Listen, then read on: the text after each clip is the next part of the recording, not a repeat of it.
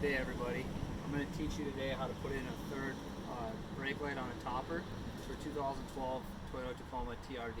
Now this might fit other TRD models or years, but if you want to come here, I'm going to show you how to put in this third light. So this light right here is 15.265 inches. So I had to get this from spoilerlight.com. It was about $59. You can probably buy them somewhere else, but for this in particular model is for a Vista. Now this company went out of business, so I happen to have this topper. This is for this Vista model. Now they're out of business, and spoilerlight.com was the only one I could find out that actually supported this model. So when you come and you have this model, what you're going to do is you're going to want to put the light through, and you're going to have a cord that goes to the back, or a cable for the connection. So I'm going to show you here where that connection is. So in the topper, if you look right here, there's a hole. So you have to feed that through. But also on the topper, there's a hole that goes down around the outside of the topper here and is going to come down, as you can see right here. So the tool I used is just something like this that you can go get at O'Reilly Auto Parts for about $8. But it's more for like grabbing things when you go, they drop them down your engine. But what you can do is you can feed that wire in, and it'll get to this corner right here, and then it'll start to jam up. So what I did is I took this tool, and there's a hole right here, and what you'll do is you'll feed it up and you'll grab that wire. You might need someone else's help when you do this because it's actually pull it down. But once you're able to grab hold of that and pull it down, you can pull that wire all the way through. Once that wire is all the way through, what you're going to want to do is you'll have a bunch of excess. Now the way I fed this wire through here, some toppers, they have a cord that goes right here and it'll have a connector. Now in this case, my topper did not come with the connector that I bought, so you can have it disconnect and you can actually remove the topper. So mine's hardwired through all the way. If I actually take the topper off, I'm going to have to undo this. You can go buy connector parts at O'Reilly's if you'd like to, at AutoZone, your local auto parts store. What I did is I planned to have this and never take the topper off, so I just hardwired it all the way down. So in this model, what you're going to see is there's a little hole down in the bottom that you can go through. So to go through this hole, you're going to go down here. And then I just put electrical tape over it to cover it, just for protecting it when I put stuff in. And I try to make that so nothing that I put in here will cut this wire. Once you've fed that wire through, the next thing is you're actually going to need to get access to this taillight. The taillight's held in by 3 10mm screws. So what I did is I already took 2 of them out and just kind of put them out of the way, just remember where they are. And this one I've already pre-started. But what you're going to want to do is you want to take these 10mm screws out, just put them off to the side and save them. And then what you'll need to do is you'll actually need to disconnect the light. So as you can see right away, it's already going to loosen up quite a bit. Now it's going to feel like you might start to break the light. You will not break the light. All you have to do is just keep pulling away, and then these 2 connector pieces will actually pop out, and you can just put the light down as such. Now on this light, as you can see, this cord that fed through is also going to have to come up. So once you go through that little hole right here on the light, what you'll do is you can feed that cord. If you go under, it comes through the bottom, around, and then back up through the taillight, and the taillight has a hole.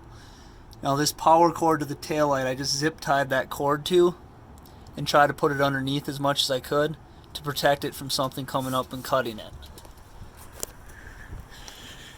And once you get that wire all the way up and through, what you're going to need to do then is connect it to this middle light. So this middle light right here, you can see it has a coating over each one of them. Now you have your brake light, your main brake light, you have the top part of the light, and then you have some exterior lights down below. The main one I connected to is this middle one here. It has 4 cords that come through it. So what you'll have to do is you're going to have to cut through that coating, which I'll show you how to do next. So you're going to see that this cable right here that connected to your car topper light, it has 2 different cords. One is black and red, which is going to be your negative, and then your red, which is going to be your positive. Now, of these 4 cords that go into this middle light right here, what you're going to want to do is you want to cut this coating away, and it's going to expose the 4 wires. The one you're going to want to connect to is the dark green one, almost blue one. So you'll have to kind of pull them apart as you do that. Now the tool I used is just a wire stripper, and I put it into one of these that would fit, and then I clamped down and I pulled just enough so I don't actually cut the wire. So I don't want to snip the wire, but I want to pull that coating away. Once you've exposed enough of that coating, what you can do is you can take the end, and if you look here, I actually wrap just that silver coating around that copper, and then what you'll do is you'll take tape, and I tape around here, and then I'll tape around the whole coating to re-protect it. Now I'm not going to, so I can connect it, I didn't put it under heat or a flame, but you can, which will then fuse this coating together if you'd like to. So once you wrapped it, I just used some Gorilla Tape. You can use electrical tape if you want to. You can heat this at this point. It works just fine not to. This isn't going to go anywhere. Nothing in here is going to be exposed to the elements. So therefore I just taped it so it makes it for easy access to take apart. Now on the negative side, you're going to actually also have to connect to negative. Now on the negative wire, if you go buy some wiring, I just use the blue one. It actually is 10 millimeter, so it fits perfect around there. So what I did is I took one of these 10 millimeter caps, as you can see, I fed the other part of the wire in and then crimped it down, and with that same tool you could see it has color coding to crimp.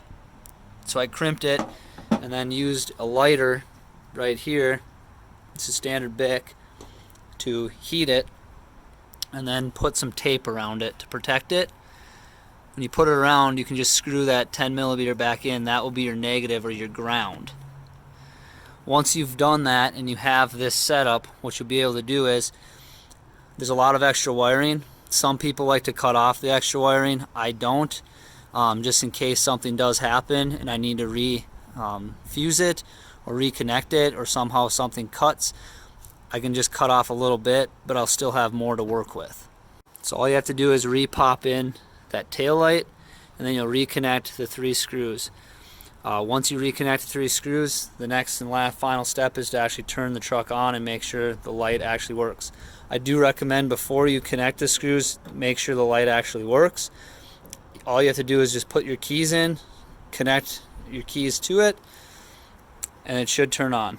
So as you can see, we have a good connection.